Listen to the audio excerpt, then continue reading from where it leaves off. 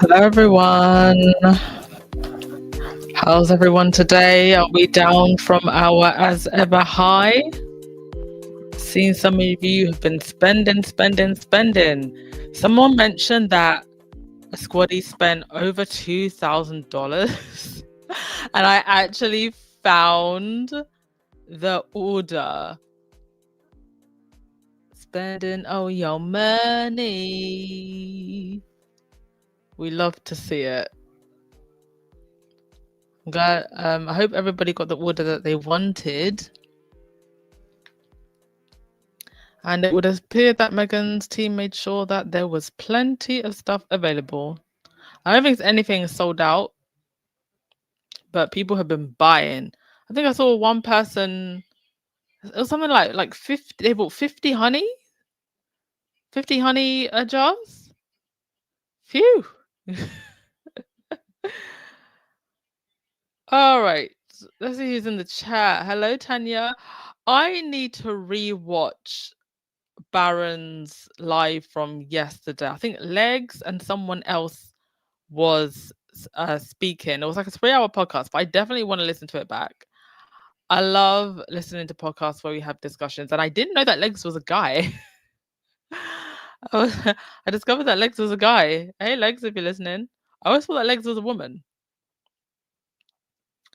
Lady, you said you went back to today and ordered 3 honeys. Good for you. You want to order the candles, TV. Wow. You order whatever you want. Make them haters mad. I think if we ever needed evidence, well, we never needed it, but just goes to show that Megan's brand is solid. It's solid, hun. People want it. They know it's quality. They know that Megan has spent her time. They know this is who she is, what she's true to. And they want to support and be part of it. Here is, where is it now? Have I got it? Oh yeah, here's the order before we get into the main part of the podcast. Yeah, it was over 2,700, and I think the same squaddy went back and spent another 300 or something. And then another squaddy here spent over $700 just on the wine, on that sparkly. And then here was the squaddy who spent, she spent over 1,000, and then she ordered an extra 300. Generally, what I've been seeing people posting is the average basket size is around about $50 to $60. So people buying 2 or 3 items, but this person here that spent over 1,000, she bought 10 of the sage honey and honeycomb. 10. And this person bought over 50 of the sage and honeycomb. And FYI, because this is a food product, once you've bought it, you can't return it. So this isn't some hater that was trying to mess up the orders. Money has been released from the bank account. They bought 14 of the gift fruit spreads. So they're definitely going to be gifting a lot of people. I do wonder who this was. Who was this? Let yourself be known. Who is this mystery squaddy who got money? Okay, enough of the jokes. Congratulations to Megan for a very successful drop. I'm loving it all. I'm loving the products. I'm loving the branding. And I can't wait to see what we are going to get next. Right, on to something really cool today, completely unexpected. Harry's face just popped up on my feed. He was on a podcast. Let me just grab my notes here. Yes, he was on the Hassan Minhaj's podcast. This is quite a big podcast, by the way. I think he's got over, let's have a look. It's got like over 1 million. No, over 2 million. He has over 2 million subscribers just on his YouTube. And Harry's episode, it's been up for about 12 hours and it's gotten just over 57,000 views. Very nice. And he interviews some very interesting people. Like he's interviewed Dr. Mate, who Harry also did an interview with, scientists, musicians, very progressive conversations with interesting people. Cynthia Nixon from Sex and the City, Ronan Farrow. So very interesting set of people. And he asked Harry to come on so that they could discuss Harry and Meghan's work with trying to make AI more ethical and safe. And, they're both dads, and they spoke about this within the context of the safety of everyone, but also obviously children, because of Harry and Meghan's work with the Parent Network, who have also apparently joined forces with another similar organization as well to double their power. So in this episode, Hassan spoke to Harry, saying that they want big tech to stop hacking our kids. Harry joins the comedian for a candid and thought-provoking discussion about life in America and the growing dangers of unregulated technology, a key part of the Sussex's Art Trial Foundation's work. The conversation begins with light-hearted reflection on Harry's adjustment to American culture. There was a very funny segment where he tried to get Harry to do an American accent, which is really funny. And then they delve deeper into topics such as vulnerability and mental health and the impact of social media. They also touch on men's mental health and how. So give me one sec, folks. And how social media is both a tool that is driving the conversation about mental health forward, but also the tool that is making our mental health worse. I've said it before, I would love for Harry to do like his own podcast where he talks to amazing role models and talks about healthy masculinity. I feel like we need that so desperately. And I think Harry would be a perfect person to lead that conversation and to interview some interesting people. He has publicly talked about his mental health struggles. He's publicly even done therapy, which I think is fantastic. He did I think it was the tapping therapy in the Me You Can't See. And then he also sat down with Dr. Mate. And it was a lovely, lovely conversation. Serious at times, funny at times.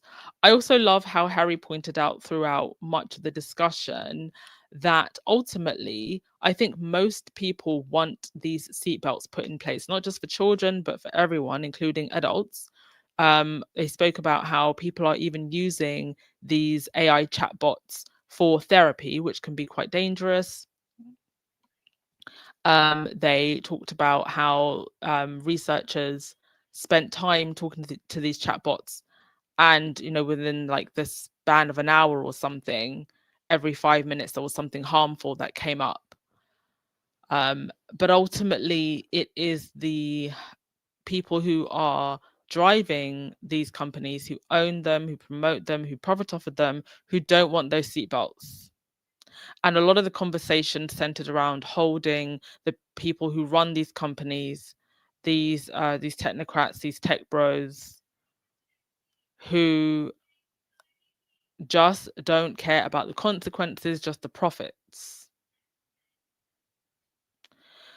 And then conversations about what can we do as individuals and what can parents do to protect their children, even though we're going into an age where even the roof over your head isn't safe for the kids anymore, just because this stuff is so easily accessible and it's messing up grown adults, but more so children who are even more vulnerable.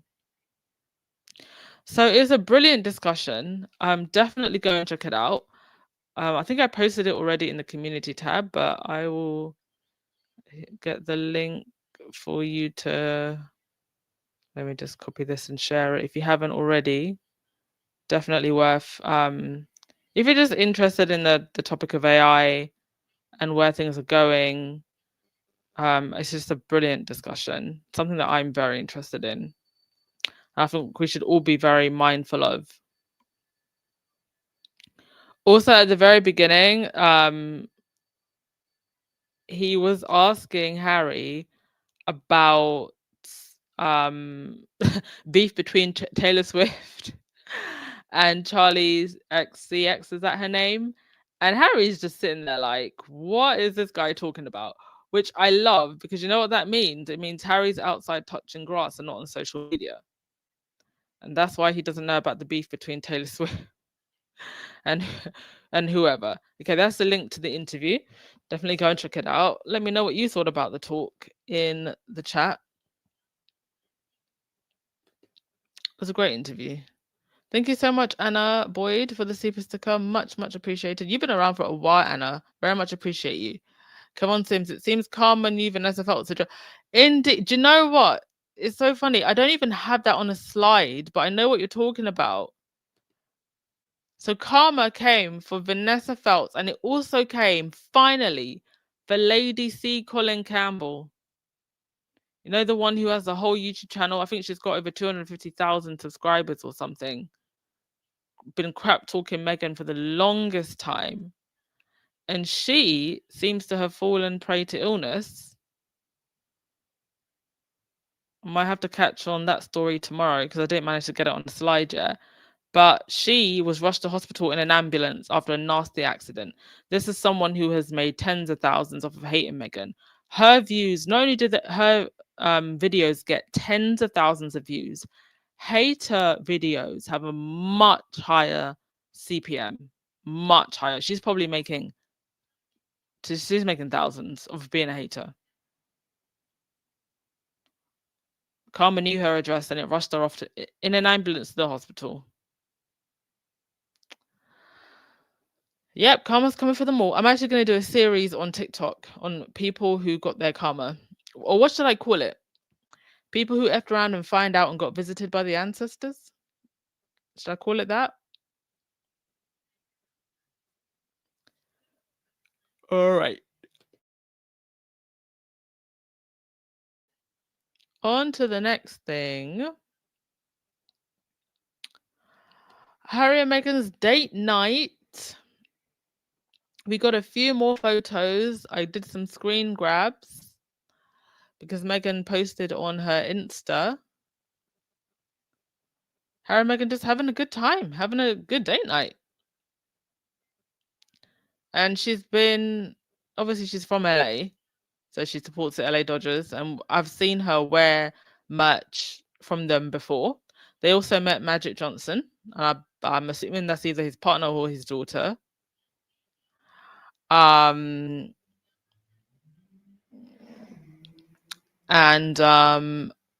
they just had a good night. Good for them. Being normal. And everybody around them was acting pretty normal also. Good for them. And I love that. It's like we've had the As Ever drop, Harry's interview, and them just having a good time. I can bet Meghan just made sure the website didn't crash. Okay, the website hasn't crashed. Off to the game we go. Let's celebrate.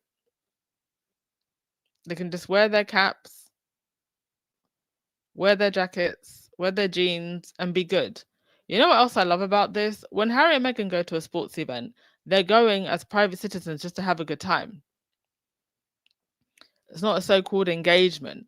Come to think about it now that I think about it, other than Wimbledon, and obviously Meghan was attending Wimbledon before because she was friends with Serena. When Harry and Meghan were working roles, did you ever see them at football games or... I'm trying to think. Can't really remember that too much.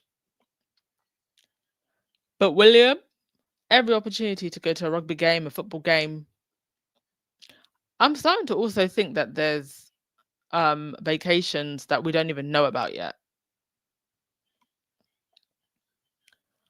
Alrighty, next thing. Let's get on to the shady royals. Well, actually, let's get on to, we'll read some comments and then we'll get on to it. Kennedy said, I'm still trying to see the Me You Can't See. I missed the free viewing. Do you know what? There's probably a pirated version somewhere. Not trying to promote piracy, but honey, we can't be having the Disney Plus and the Hulu and the Netflix and the app. It's all just added up. Bills. I'm sure there's a pirated version out there. Just look for it. Lottie said, when I saw Harry with that gentleman, I thought that was a joke, but it wasn't, and it was good. It was such a brilliant interview, actually. And also, apparently, they'd spoken about doing a podcast some time back. So great that they finally got to sit down. Oh, that's Cookie, his wife. Okay. What a sweet name she has. Cookie. I don't really know anything about Magic Johnson's personal life. I just know what he looks like and his name. I wonder if they got a chance to talk to Meghan's cousin. Is that what's his name, Mookie? Well, she went and she stood next to the trophy section and she pointed at his trophy.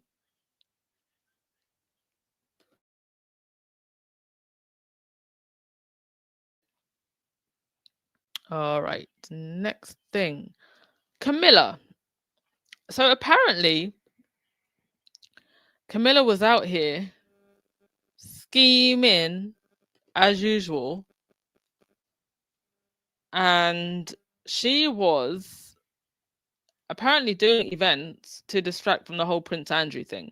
Now, the funny thing is that I didn't even know that Camilla had done these events. They didn't even come up on my feed. You know what's so funny? Those videos of Charles being heckled by a protester, almost every single major news outlet in the UK covered that. Do you know that?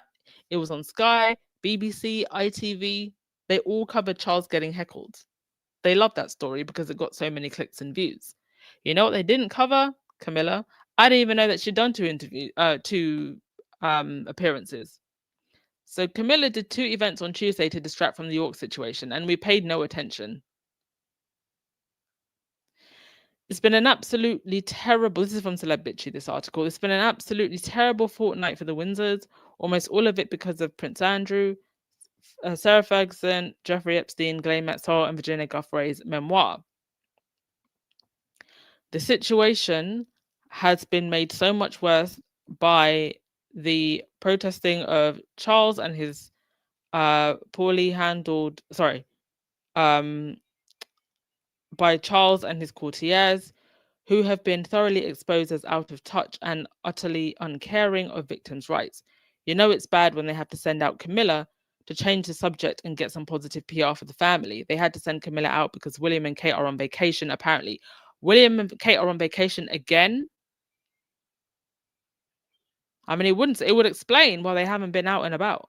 What are they on vacation for again? On Tuesday, Camilla stepped out in Broham and Crosham. She opened up a newly built community centre in Broham and she visited the Poppy Project in Crosham. She also did a couple of mini walkabouts, staggerabouts, we're calling them. Staggerabouts. And tried to look kindly at various groups of flower-wielding children. Honestly, Camilla looked like she was half in the bag for part of these events. The Poppy Project appearance is a reminder that the royals are about to head into remembrance season. Oh gosh, this is when they come out and pretend to care about veterans and they wear their black suits. That's their favorite part of that, by the way. They get to wear designer black suits, usually by Alexander McQueen or someone like that. The Poppy Project, okay, so we're heading into Remembrance season. While they'll have several high-profile family events around Remembrance Day, will the Andrew drama be over by then? He better not be invited, is all I have to say, because it will be a complete and utter disrespect to our servicemen and women. Complete and utter disrespect. Fashion-wise, it was pretty uneventful for Camilla. A beige coat doesn't make news unless Meghan's wearing it. But Camilla at least wore an interesting brooch. This is a new piece and not part of the royal collection. It's from an Italian designer, Lucia Odescalchi, from the designer's Codis collection. The brooch, which Queen Camilla debuted in April, featured a woven design with a scadulet of pyrite material and included 3 metallic covers: gold, bronze, and silver. It's genuinely pretty. While Camilla is not a fashionista, I give her credit for enjoying jewelry and wearing some interesting pieces. The one good thing about Cam is that we're seeing royal collection jewels which have been in the vault for centuries.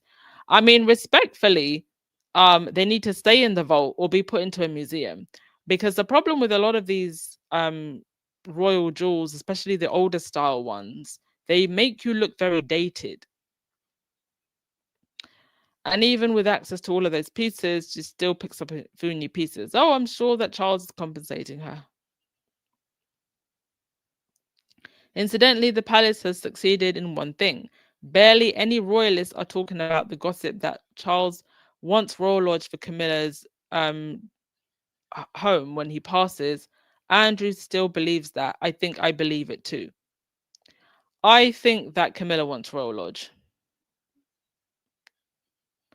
I believe that she already has a home, a smaller cottage-like house. But I think she wants something bigger for her and her family name. She wants it in her name. Oh dear, oh dear. What a life.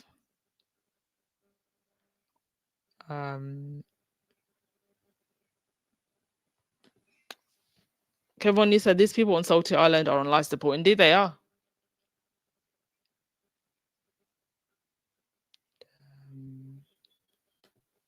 Bellatrix, she said, hammer hands on all the British TV channels. Well, that's marvelous news. Well, hammer hands. Oh, you mean Charles? I was like, what? What is Bellatrix talking about? Off to Azkaban you go. How dare you call the king hammer hands? And Patricia, when do William's kids go to school if they're on vacation again? Well, I mean, you've got half term. That's a good point.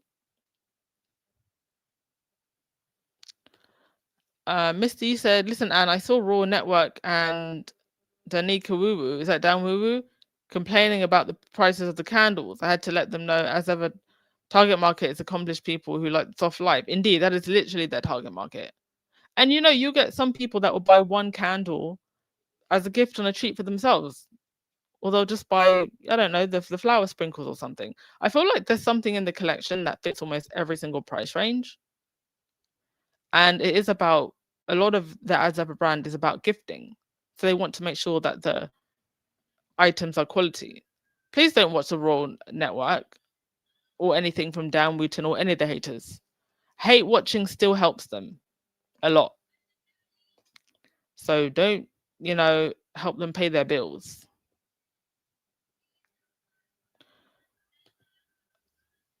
Well, that is Camilla thinking that she was going to distract. Didn't work. I didn't even hear about this. Right. Next thing. Yeah, well, she was trying to distract from the whole Andrew debacle. We're not distracted. In fact, we are more focused than ever. Now, questions have been swirling over whether or not Charles or Fergie will write a book. Sorry, not Charles. Andrew or Fergie will write a book.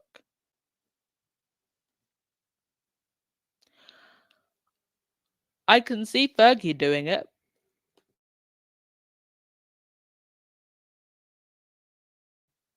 But I'm not sure about Andrew. I think that for Andrew, I will be very surprised. I think they'll need to find a way of muzzling him, and they'll probably do that with money. But for sure, Fergie was right in what she said about royal life. It's not a fairy tale. She said that. She said that on Oprah some years ago, and yet she still went back into the fold because she can't survive any other way, it seems. Also,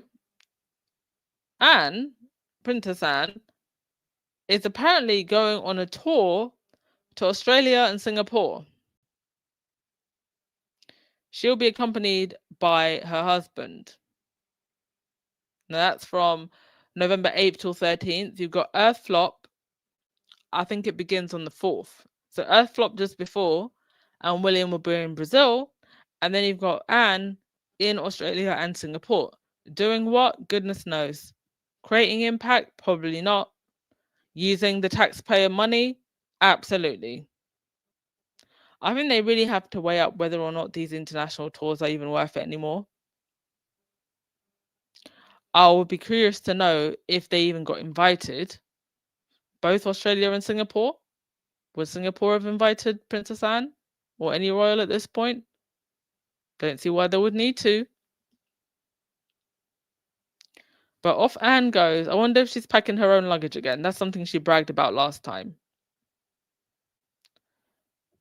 Something really funny usually comes out from these tours, so I think I'm looking forward to it. I'm looking forward to an awkward face from an Indigenous person being given a picture of the royals, as what happened last time with Sophie and Edward.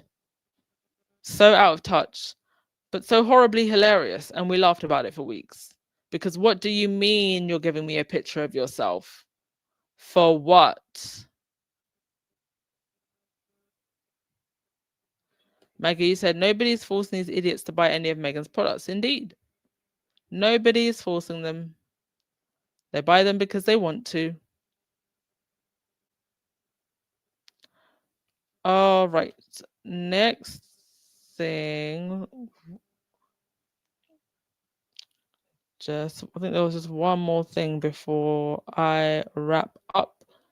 Yeah, there was a royal reporter, commentator, rat, who tried to drag Harry into the whole Andrew debacle, but the other guy wasn't having it. So have a listen to this. I'm going to play the audio. Oopsie daisy. One sec. Put the sound up. And I don't take nothing away from the fact the public are angry about this. But the question is, how does the king respond? The king.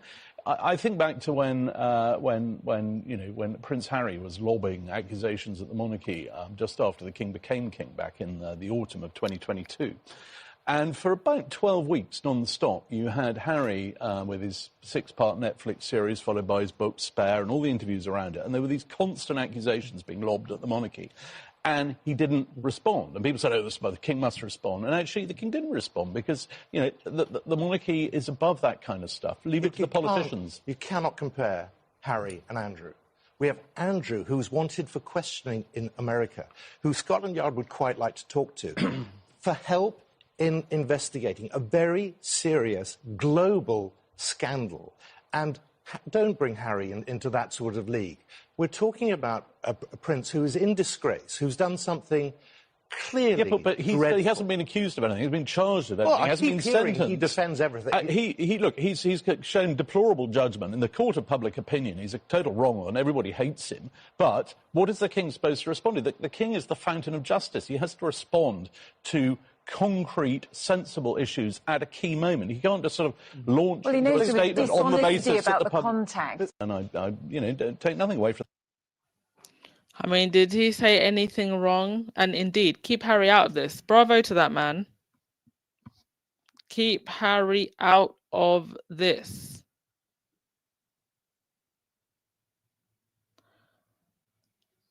I'm so glad Harry and Meghan are out of the picture. And they can try, and they likely will, to drag Harry and Meghan into this, but they are fully out of the picture. And the other royals are going to have to just deal with Andrew themselves. And I love it for them.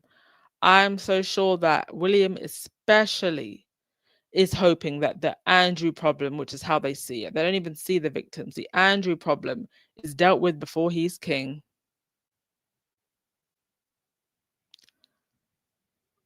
William, say a prayer, a big one.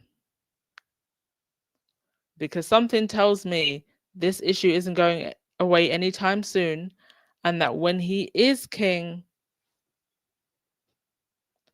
a lot is going to go down. A lot is going to go down and a lot is going to come out. Carmen, you said Andrew should not be given Frogmore. They really want to try and compare his is that crisis to Prince Harry? I feel like nobody should get Frogmore just because Harry and Meghan poured so much into it. The size of the Windsor estate, there is so much that you could do with the estates. You know, you could let people have civil ceremonies, you could open them up as tea rooms, they can pay for themselves, basically. I've always thought that about Buckingham Palace. Just open it up. You go to Denmark, you go to Copenhagen, you can visit Christiansborg Palace. Massive. I think it's actually bigger than Buckingham Palace. Well, it's just as grand. And they've opened up the whole palace, and there's, you know, an art exhibition section. I mean, you just get to enjoy, and it pays for itself. And with Buckingham Palace, you could have tea rooms, let people have the civil ceremonies, you could have photo shoots in there, you could do so much and let it preserve itself. Anyway, not to go off on a tangent, but I just think with Andrew and Fergie, I mean, I don't see a reason why they can't just live with their daughters, to be honest. But why do they need to be given such grand places? I'm sure there's plenty of little Frogmore style cottages that you could stick Andrew in. And of course, where he should actually be is in jail. The Anna, you said Australian here. These blasted royals need to stay the heck at home, and the government needs to use the money they'll waste on hosting them for citizens who desperately need it. Exactly. They're wasting UK taxpayer money and they're wasting Australia's money. All right, we are going to end things there. Thank you as always, folks. Appreciate you so much.